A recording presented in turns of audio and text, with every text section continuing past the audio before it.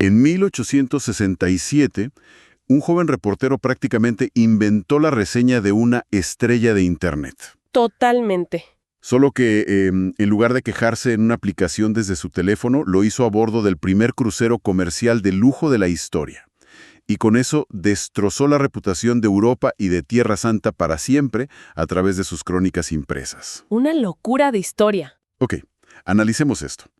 Para quienes nos escuchan, la misión de nuestra inmersión profunda de hoy es sumergirnos en los apuntes, cartas y un detallado documental histórico sobre esa travesía. Ajá, el famoso viaje del Quaker City. Exacto. Queremos descubrir cómo este viaje, que estuvo cargado de sarcasmo, de desencanto, de calor extremo, no solo inventó la figura del turista moderno, queremos ver cómo transformó a un bohemio de 31 años llamado Samuel Clemens en el titán literario que hoy conocemos como Mark Twain. Es que el contexto de ese momento es fascinante. O sea, imaginemos a este reportero que en ese entonces era prácticamente desconocido. Ujú. Tenía una energía inagotable y un descaro tremendo. Y entra a las oficinas de un periódico de San Francisco, el Daily Alta California. Con una propuesta rarísima. Sí, logra convencer a los editores de que le paguen la exorbitante suma de $1,200 de la época. ¡Wow! Un montón de dinero para ese entonces. Muchísimo. Y a cambio de eso, promete enviar 50 artículos documentando su viaje a bordo del Quaker City. Que era un barco un poco particular, ¿no? Pues sí, era un antiguo cañonero de la Guerra Civil reconvertido en buque de placer. Y bueno, zarpaba hacia el llamado Viejo Mundo. Era una apuesta gigantesca para el periódico. Y bueno, subamos a bordo de ese barco porque las fuentes lo describen casi como un experimento social involuntario. Sí, totalmente. Tenían a 65 pasajeros que iban a convivir durante 5 meses. Y la gran mayoría representaba esta nueva clase media estadounidense de los pueblos pequeños. Empresarios, médicos, digamos, gente acomodada. Exacto. Y sobre todo, figuras extremadamente piadosas. Personas que jamás habían salido de su país, pero que habían leído la Biblia religiosamente toda su vida. Claro, y veían esta travesía como una oportunidad mística, casi como una peregrinación. Ajá. Y el líder no oficial de esta facción devota era el coronel William Denny, un exoficial confederado que organizaba reuniones de oración casi todas las noches en el barco. Y frente a ese grupo tan devoto, tenemos a nuestro cronista. Las fuentes describen a Twain en esta etapa como un espíritu muy contracultural. Como un rebelde, digamos. Exacto, una especie de James Dean del siglo XIX. Era un hombre que había vivido en el salvaje oeste, trabajando en minas y en periódicos fronterizos. Y me imagino que no se llevaba nada bien con el coronel Denny. Para nada. Evitaba las reuniones de oración del coronel como si fueran veneno. ¡Qué risa! De hecho, prefirió fundar su propio grupo paralelo, al que bautizó como los Nighthawks del Quaker City o simplemente los pecadores. Los pecadores, claro. Se reunían en los camarotes para beber vino, fumar puros y jugar a las cartas hasta la madrugada. En sus cartas, Twain incluso presumía de tener un compañero de cuarto espléndidamente inmoral. O sea, esto me suena a una olla de presión moral a punto de explotar. Definitivamente. Podríamos caer en la trampa de compararlo con un autobús escolar donde, no sé, los chicos rebeldes se sientan al fondo a lanzar papeles mientras los estudiantes perfectos cantan himnos adelante. Es una gran analogía. Pero me parece que va más allá de eso. Era un choque de visiones del mundo confinado en unos pocos metros cuadrados de madera flotante. Y la pregunta que me surge es, ¿fue esta fricción constante lo que detonó el genio cómico de Twain desde el primer momento en alta mar? Lo fascinante aquí es cómo la mente de Twain procesó ese entorno. Antes de que el barco perdiera de vista la costa de Nueva York, él ya había identificado a sus compañeros de viaje como una mina de oro sociológica. Ya veía venir el material para sus artículos. Claro, al principio sus crónicas mostraban un humor más ligero, casi costumbrista. Se burlaba de sus propias torpezas tanto como de las de ellos. Pero eso fue cambiando, supongo. Sí, a medida que pasaban las semanas de encierro, las fuentes revelan un cambio de tono bastante notable. La diversión dio paso a un disgusto profundo. Ya no le hacía tanta gracia. Exacto. Twain comenzó a diseccionar la anatomía de esa piedad incesante. Se dio cuenta de que en muchos casos no era devoción genuina. Sin una pose. Sí, una fachada social asfixiante. Y esa observación fue el cincel que empezó a afilar la postura crítica que definiría toda su literatura futura. Y si la falsedad de sus compañeros en el barco encendió su cinismo, la idealización ciega que los estadounidenses tenían del viejo mundo le dio el blanco perfecto para disparar. Totalmente. El barco llega a Europa. Y hay que situarnos en la mentalidad de mediados del siglo XIX. Estados Unidos sufría de un complejo de inferioridad cultural masivo frente a Europa. Era como si Europa fuera el hermano mayor perfecto. Tal cual, la convención social dictaba que los turistas debían caminar por Europa con la cabeza gacha, reverenciando cada piedra rota y cada pintura descolorida que veían. Había una presión social inmensa para fingir un éxtasis intelectual ante la antigüedad. Pero Twain simplemente carecía de ese gen de sumisión cultural. Él no iba a fingir nada. Para nada. Para su mente pragmática y fronteriza, Europa no tenía un pase libre por el simple hecho de ser antigua. Tenía que demostrar su valor práctico y estético en el presente. Y las crónicas que enviaba de vuelta a San Francisco son una demolición sistemática de ese romanticismo europeo. Ay, sí. El incidente en París es un ejemplo perfecto de esto. Twain había construido en su cabeza el mito de la barbería parisina palaciega, imaginando un trato de reyes. No. Y la realidad fue otra muy distinta. Sí. Terminó en el cuarto trasero de una lúgubre tienda de pelucas, donde un peluquero con una navaja sin filo casi lo despelleja vivo. ¡Qué horror! Las fuentes cuentan que, cuando el barbero intentó peinarlo después del suplicio, Twain lo detuvo en seco. Argumentó que ya había sido desollado y no pensaba permitir que además lo escalparan. Es una viñeta de comedia física brillante. Pero su función real es desmitificar esa supuesta superioridad europea. Y aplica la misma guillotina al arte sagrado. A ver qué pasó con el arte. En Milán se planta frente a la Última Cena de Leonardo da Vinci. Un turista convencional de la época habría escrito poemas sobre la trascendencia del fresco. Llorando de la emoción, seguramente. Claro, pero Twain observa la humedad, el descascaramiento de la pared, y redacta en su columna que la obra es un naufragio triste, sentenciando que es la última cosa en el mundo para llamar pintura. ¡Wow! Y aquí es donde se pone muy pero muy interesante. Porque al leer esto, surge una duda legítima. Ujú. ¿Acaso Twain no estaba siendo simplemente un provocador ignorante? O sea, ¿un filisteo estadounidense incapaz de comprender el peso de la historia del arte? Actuando como un troll de Internet, básicamente. Exacto, un troll antes de que existiera el Internet.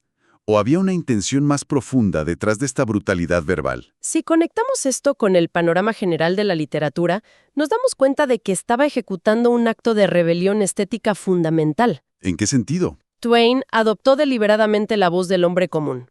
El público que leía el Alta California estaba compuesto por mineros, comerciantes y trabajadores que jamás pisarían Europa. Gente de a pie. Sí. Y al negarse a usar los adjetivos floridos y pretenciosos de la época victoriana, y al elegir en su lugar el lenguaje directo, coloquial y crudo de la calle, Twain estaba forjando el inglés americano moderno. ¡Qué poderoso eso! Les estaba diciendo a sus lectores que no tienen por qué avergonzarse de ver un edificio en ruinas y llamarlo simplemente un edificio en ruinas. Liberó a toda una nación de la obligación de adorar fantasmas culturales. Observar la realidad sin el filtro de la pretensión, eso también lo llevó a notar las sombras de la sociedad europea, ¿verdad? Así es. En Italia, por ejemplo, mientras describía las inmensas y opulentas catedrales, su mirada se desviaba hacia los monjes, a quienes describió como seres gordos y grasientos que rendirían tanto aceite como una ballena. Una descripción implacable. Y todo esto lo escribía mientras observaba la miseria brutal y a personas muriendo de hambre en las calles adyacentes a esos mismos templos llenos de oro. Esa aguda conciencia de la desigualdad social prepara el terreno para la siguiente fase del viaje. Que se pone peor. Mucho peor. Si Europa destrozó sus expectativas estéticas y sociales, la llegada a Tierra Santa representó una colisión frontal y mucho más violenta entre la mitología religiosa y la dura realidad geográfica y humana. Desembarcan en el Líbano para iniciar la ruta terrestre hacia Jerusalén. Y hablamos de cruzar desiertos áridos bajo un calor abrasador que superaba los 100 grados Fahrenheit. Un infierno. Twain, con su experiencia en el agreste oeste americano, asumió que dormirían en el suelo, envueltos en mantas, y ya está. Pero irónicamente, esta fue la única vez que la realidad superó sus expectativas de confort, al menos en los campamentos. Sí, los guías árabes se lucían. Exacto. Montaban unas tiendas inmensas que Twain decía que eran altas como para que viva una familia de jirafas. Y estaban equipadas con mesas completas, cristalería y banquetes lujosos. Era un espejismo de decadencia en medio de un entorno implacable. Pero el verdadero problema no era el paisaje en sí, sino cómo el rigor del viaje empezó a fracturar la moralidad de los peregrinos. Ahí es donde empieza el drama de verdad. Sí. Durante la travesía por el sofocante valle de la Beca en Siria, el grupo devoto tomó una decisión que dejó a Twain atónito. La ley religiosa dictaba que no se debía viajar ni trabajar en el día de reposo, el sábado. Claro, el descanso obligatorio. Y para evitar romper esta regla y cometer un pecado, decidieron comprimir el trayecto de 3 días en solo 2. Lo cual suena lógico en papel, pero en la práctica, Y la práctica fue terrible. El resultado fue que obligaron a sus caballos, animales que ya estaban desnutridos y cubiertos de llagas, a correr a marchas forzadas bajo un sol letal. es una locura. O sea, estaban dispuestos a matar a los animales por agotamiento con tal de mantener su agenda de santidad intacta. Exactamente eso. Esto me hace pensar en una analogía. Es como alguien que sigue una dieta estricta pero cree que las calorías mágicamente no cuentan si nadie lo está viendo comer. Gran comparación. Cumplen con la regla técnica en el papel, el no viajar en sábado, pero destruyen por completo el principio fundamental de la compasión. Y las fuentes nos dicen que Twain detestaba esto profundamente. Sí. Él anotó que hay momentos en que aferrarse a la letra de la ley se convierte en un acto de crueldad absoluta. Era la mecánica de la hipocresía en su máxima expresión. Escudándose en la religión. Utilizaban la rectitud religiosa como un escudo para su propia crueldad y conveniencia. Y esta tensión llega a su punto de ebullición absoluto a orillas del mar de Galilea. Un lugar clave para ellos. Imagínate, un lugar cargado de un peso simbólico incalculable para estos viajeros. Habían invertido fortunas, soportado enfermedades y cruzado océanos enteros solo para poder navegar las mismas aguas donde, según su fe, Cristo caminó y predicó. Están a centímetros de cumplir el sueño de sus vidas. Y ahí aparece un barquero árabe local, y el grupo le pregunta el costo del trayecto. El barquero pide $8. $8, que incluso para estos viajeros acaudalados de 1867 era una suma completamente manejable, sobre todo considerando lo que ya habían gastado para llegar ahí. Era nada, pero de pronto el instinto de no dejarse estafar supera el fervor espiritual. Empiezan a regatear agresivamente con el barquero. No me lo puedo creer. Sí, y el barquero pierde la paciencia, da media vuelta y se va. Se quedaron sin el viaje. Pierden la oportunidad de navegar el mar de Galilea por ahorrarse unos cuantos billetes. Es como viajar miles de kilómetros para ver la final de la Copa del Mundo y quedarse afuera del estadio por no querer pagar el estacionamiento. Es absurdo, y la caída de las máscaras es espectacular. Al ver que el barco se aleja, el grupo entra en pánico y empiezan a recriminarse a gritos entre ellos, culpándose mutuamente por la tacañería. Me imagino la escena. Toda esa piedad silenciosa y elevada se transforma en una riña callejera. Las fuentes relatan que, en el clímax de esa discusión, uno de los miembros del grupo de los pecadores se acerca al devoto coronel Denny. El líder de las oraciones. El mismo, y con una precisión quirúrgica para herir el ego, le pregunta, «Bueno, Denny, ¿ahora te sorprende que Cristo caminara sobre el agua?» ¡Wow! Una estocada verbal perfecta. Destruye toda la solemnidad del momento en un segundo. Lo que revela este episodio es fundamental para entender el pensamiento de Twain. El paisaje árido y la incomodidad física actuaron como reactivos químicos que expusieron la verdadera naturaleza de las personas. Los sacó de su zona de confort. Y ojo, es importante notar que él no estaba repudiando los textos sagrados. Estaba repudiando la pequeñez humana frente a lo sagrado. Y toda esta acumulación de cinismo, polvo y cansancio los acompaña hasta el destino final, el epicentro del viaje que era Jerusalén.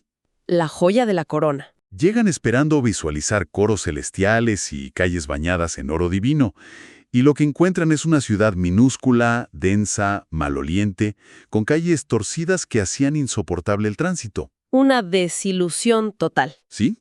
Twain estaba perplejo por las dimensiones. Él calculó que una persona caminando a buen ritmo podía rodear las murallas exteriores de toda la ciudad en menos de una hora. El choque de escalas entre el mito bíblico y la realidad topográfica lo desconcertó muchísimo, pero lo que verdaderamente lo enfureció fue el comportamiento parasitario de sus propios compatriotas en la ciudad. ¿Qué hacían? Twain relata con indignación cómo los turistas cristianos llegaban a los monumentos sagrados y sacaban martillos. Martillos. Sí, para astillar los arcos históricos, destruyendo patrimonio invaluable solo para llevarse un trozo de piedra a casa y presumirlo ante sus amigos. ¿Qué nivel de egoísmo? Era la mercantilización del ego disfrazada de peregrinaje. Y la falta de respeto de esta gente no tenía límites. Al visitar el Domo de la Roca, un recinto muy sagrado para el Islam, se les indicó la costumbre básica de quitarse el calzado antes de pisar las alfombras de oración. Algo básico de respeto. Pues el coronel Dennis se negó rotundamente a quitarse las botas, pisoteando el lugar con una arrogancia tremenda. Y las fuentes muestran que Twain sintió asco ante esa actitud beligerante hacia personas que simplemente estaban practicando su fe pacíficamente. Es ahí cuando deja una de sus frases más lapidarias. Sí, afirmó que si Cristo estuviera aquí, hay una cosa que no sería cristiano. Una condena durísima a la religión institucionalizada y a sus seguidores performativos. Y esa mirada analítica lo acompaña a la Iglesia del Santo Sepulcro también. Donde están los supuestos lugares de la crucifixión y demás. Ajá. Twain detalla cómo el lugar parecía diseñado como un parque de diversiones teológico, donde cada evento bíblico importante, desde la crucifixión hasta tumbas de diversos santos, estaba convenientemente aglomerado bajo un mismo techo para maximizar el flujo de visitantes. Todo en el mismo metro cuadrado. Para la mente racional y de raíces protestantes de Twain, toda esa saturación de reliquias era un absurdo lógico. Y ese absurdo alcanza su nivel máximo de comedia cuando un guía les muestra con total seriedad la supuesta tumba de Adán. Esa anécdota es increíble. Twain no aguanta más. Se tira sobre la tumba y finge un ataque de llanto descontrolado, sollozando a gritos por el dolor de haber perdido a su pariente lejano. Haciendo un show completo, se estaba burlando en la cara de la credulidad infantil de sus compañeros. Y el detalle irónico que mencionan los textos es que una década después, el expresidente Ulysses S. Grant visitaría Jerusalén durante una gira mundial y exigiría ver la tumba de Adán exclusivamente porque había leído la historia de Twain. El inmenso poder de persuasión de la literatura. Una burla sarcástica terminó creando una atracción turística real. ¡Qué locura! Sin embargo, dentro de toda esa teatralidad burlesca, las fuentes nos muestran una fractura en la armadura cínica de Twain. ¿Ah, sí? Sí, al llegar al supuesto sitio de la crucifixión original, el tono de sus escritos cambia por completo. Abandona la ironía. Reconoce que, aunque la geografía exacta pudiera estar equivocada por algunos metros, el peso histórico del lugar exigía respeto. Ya veo. Entiende que allí germinó una idea que alteró el curso de la humanidad. Aunque tengo un problema con esto. Me cuesta mucho reconciliar al hombre que hace un espectáculo cruel burlándose de los peregrinos en la tumba de Adán con el hijo devoto. ¿Por qué lo dices? Porque sabemos por los registros que, antes de abandonar la ciudad, Twain va a buscar a un artesano local y encarga cuidadosamente una Biblia. Y la manda encuadernar con maderas sagradas de la región, como roble de Hebrón y olivo. Ajá. Específicamente para regalársela a su madre, Jane Clemens, que era una cristiana de fe inquebrantable. Entonces, ¿qué significa todo esto? ¿No estaba Twain siendo tan hipócrita como los pasajeros que criticaba, adaptando su respeto moral según le convenía? Esta es una duda muy válida, pero plantea una pregunta importante sobre cómo funcionaba la brújula moral de Twain. Las fuentes indican que no es hipocresía, es una distinción clarísima entre la forma y el fondo. A ver, explícame eso. Twain fue creado bajo un calvinismo estricto que de niño le causaba terror nocturno, lo que naturalmente lo empujó hacia el escepticismo de adulto, pero respetaba profundamente la fe cuando era el motor de una bondad auténtica. Como la fe de su madre. Exacto, como era el caso de su madre. Lo que no toleraba era el teatro de la virtud. Odiaba la superioridad moral hueca de quienes rezaban fuerte, pero no tenían nada de empatía por el prójimo. Claro, Los que pisan alfombras sagradas con botas. Sí, mientras paseaba por Jerusalén, observó una miseria humana devastadora. Vio leprosos, personas famélicas en las calles, y ante ese contraste brutal con la riqueza eclesiástica que veía dentro de los templos, escribió con amargura: «Hay un Dios para el rico y ninguno para el pobre». ¿Qué frase? Su cinismo era, en el fondo, una herramienta de defensa para un hombre que sentía demasiado. Esa capacidad de sentir empatía profunda es verdaderamente lo que lo redime. Y bueno, finalmente, la expedición del Quaker City llega a su fin. Desembarcan de regreso a Nueva York a finales de 1867. Se acaba el viaje físico. Pero el verdadero viaje apenas comienza. Porque toda esa montaña de notas dispersas, columnas de periódico llenas de rabia, de humor y observaciones sociológicas, ahora necesita ser procesada. Y el catalizador de esa transformación fue un editor llamado Elisha Bliss. Él contacta a Twain tras leer el impacto que estaban teniendo sus artículos y le propone convertir todo ese material en un libro formal. Una oportunidad de oro. Twain acepta el reto y se encierra a reescribir la experiencia, dando forma a la obra The Innocents Abroad, conocida en español como Los Inocentes en el extranjero, publicada en 1869. Y dedicada, por supuesto, a su madre. Así es. Las fuentes detallan que el proceso de edición fue exhaustivo. Twain sabía que un libro requería una arquitectura muy diferente a la de una columna de un diario. Tenía que refinarlo. Pulió el lenguaje, eliminando ciertas crudezas sobre funciones corporales que eran aceptables en el periódico de la frontera, pero inaceptables en un libro de tapa dura para toda la familia. Claro, el decoro de la época. Sin embargo, logró elevar la prosa sin sacrificar ni un gramo de su ingenio letal. El resultado fue el libro más vendido de toda la vida de Mark Twain. El impacto cultural de The Innocents Abroad no puede exagerarse. Críticos literarios serios reportaban ataques de risa incontrolables al leerlo. ¡Qué maravilla! Hubo reseñas de la época que advertían a los lectores que el libro debía consumirse en, cito, dosis interrumpidas, porque intentar leerlo de una sentada provocaba agotamiento físico por la carcajada constante. Y este éxito económico masivo fue el mecanismo que lo liberó del periodismo diario de fecha de entrega, ¿no? Exactamente. Le permitió dedicarse a ser el novelista que escribiría las obras maestras que todos conocemos más adelante. Y aunque nunca regresó a Tierra Santa, el nivel de observación profunda que desarrolló en esos 5 meses lo dotó de una fascinación perpetua por investigar, en sus propias palabras, esa cosa llamada humanidad. Hay una cita que él mismo dijo sobre el gigantesco alcance masivo de sus historias frente a la llamada alta literatura. Decía: «Mis libros son como el agua. Los de los grandes genios son vino. Afortunadamente, todo el mundo bebe agua». Me encanta esa cita. Es perfecta. Es asombroso cómo funciona la historia. O sea, un viaje en barco donde sufrió un calor infernal, comió polvo en el desierto y toleró la compañía de personas que detestaba, le proporcionó el molde exacto para forjar su voz literaria definitiva y ganar la inmortalidad. Y hay que entender que el terreno psicológico de Estados Unidos estaba muy preparado para recibir esa agua que él ofrecía. En 1867, la nación venía saliendo de los horrores de la guerra civil. Estaban rotos. El romanticismo había muerto masacrado en los campos de batalla. Había una fractura emocional enorme en la población.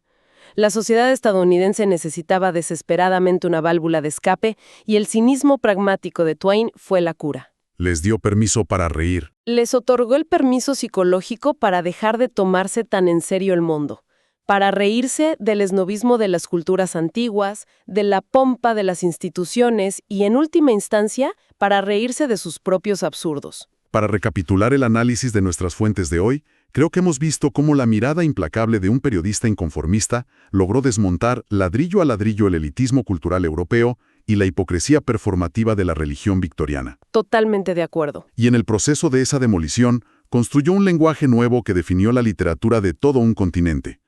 El reportero Samuel Clemens subió por la pasarela de ese buque, pero quien desembarcó meses después fue, innegablemente, Mark Twain. Así es. Quiero cerrar esta exploración con la observación sociológica más brillante que dejó estampada en las páginas de ese libro.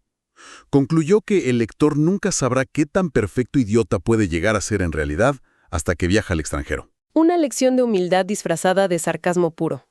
Y antes de despedirnos, quiero dejar una idea provocadora flotando para que la audiencia la analice. Adelante. Hemos pasado este tiempo desmenuzando cómo el libro de Twain, en 1869, sentó las bases del turista moderno. Pero me pregunto, ¿no fue también el momento fundacional de nuestra cultura moderna de la queja digital? Qué buen punto. Resulta fascinante pensar que hoy, cuando alguien abre TripAdvisor o Google Maps para escribir una reseña furiosa de una sola estrella sobre un sitio histórico famoso, quejándose amargamente de las multitudes sudorosas, del sol castigador y de que les cobraron demasiado por una botella de agua? Pasa todos los días. Sí, y sin tener la menor idea, están canalizando el espíritu exacto y la energía retónica de aquel joven Mark Twain, frustrado y maldiciendo a orillas del mar de Galilea. Son herederos directos de la rabieta de los $8, literal.